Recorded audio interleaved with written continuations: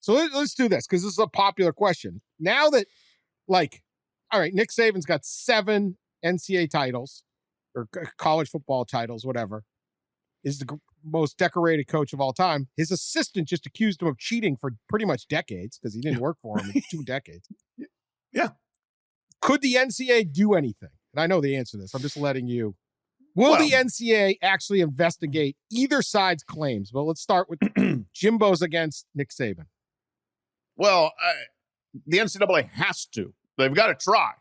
I said in the column that by the time the column publishes, there should be a voice message for Jimbo from somebody in Indianapolis saying, can we set up a sit down?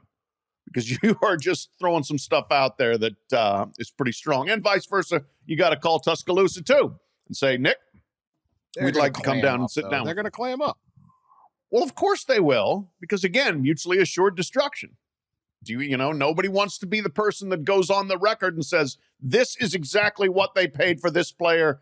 In this instance, I know I was there. I was an assistant coach, or whatever the case may be. But sure, the NCAA's got to try. I have zero confidence that they will get significant enough cooperation to make it work and that it would lead to anything. But you have to at least make the effort if you are the NCAA. Here's what I would say. No, unless Jimbo wants to bring receipts, get specific. There's nothing. There's going to be nothing on Saban. Because you don't even know what to do. They could go after A&M easier. I don't think they will, and I don't think even if they tried, they'll get far. But you can compel every member of that recruiting class to talk. And you can have access to their bank records.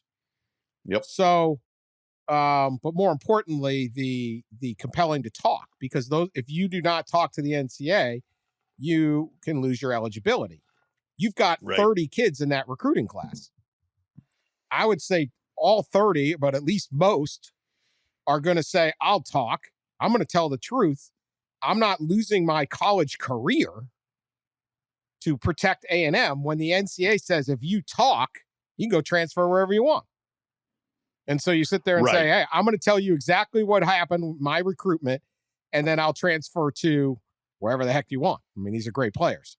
So I think there is a possibility. If there's a road to do that, whether they find anything, I don't know. Okay, because there's no proof of this. Can we all suspect? Sure. But what is it? I mean, Saban's throwing stuff out there. I read something in the paper about what, Coach. I mean, glad Saban's reading the paper, but these are not. It's not like, hey, man, I was recruiting this kid.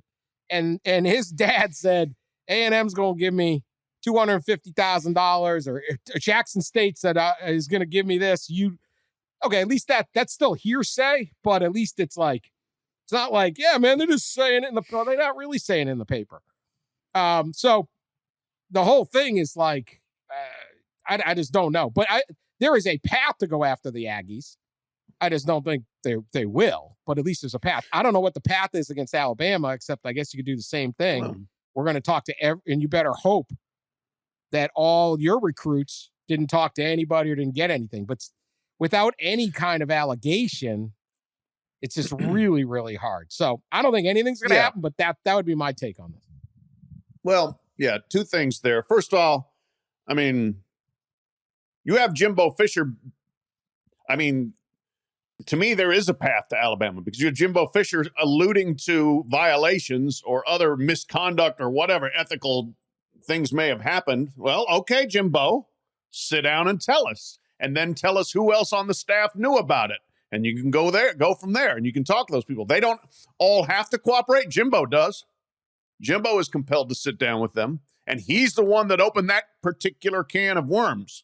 So I think there is certainly a path to at least ask the questions of Jimbo about what happened with Nick Saban. Now, it also would, if it happened at LSU, it's way after the statute of limitations of NCAA violations. But still, if you want to throw some mud on the guy that just threw mud at you, you can. As for the A&M path, you're right. Although I I'm not sure everybody's going to tell the truth quite as readily as you perhaps inferred there. I mean, how many times does anybody tell the truth when they sit down with the NCAA? Not that often. Jimbo Fisher tells the truth because his dad would slap him in the head.